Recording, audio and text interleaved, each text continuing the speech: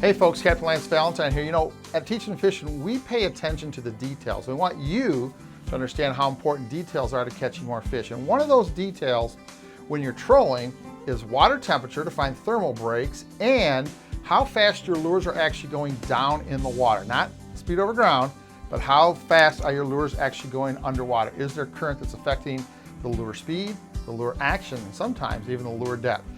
Traditionally, this was done with a hardwired system, a system that you had to have a transducer hardwired in your boat, you had to have some kind of display wired into the 12-volt system of your boat, or you had to have an external tablet, maybe some probes on a downrigger or some small probes actually on the line that you're fishing with.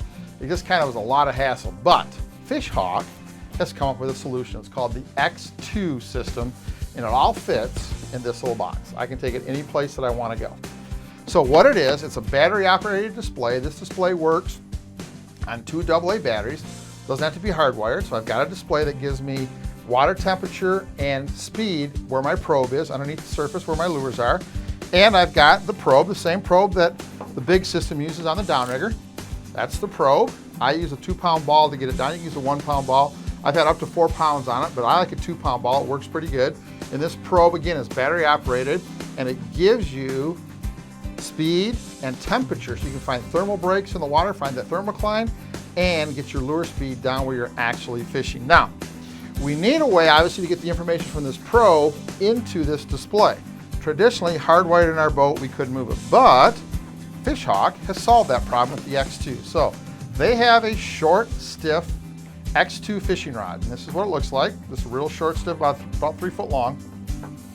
And what I did is I spooled up an old line counter reel with 100-pound braid.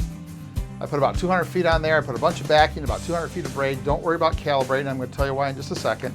And what you do is you hook the probe to this braided line and you just drop it in the water, okay? So you should be able to, I put my probe and my rod amidship, about the center of the boat. That way, with the blowback from going forward, that probe is actually in my sonar cone and I can actually see how deep the probe is. So I don't really need to worry about the line counter. Now, we got to get that signal from the probe back to the unit. So how do we do it? Well, they solved the problem with this slide deucer.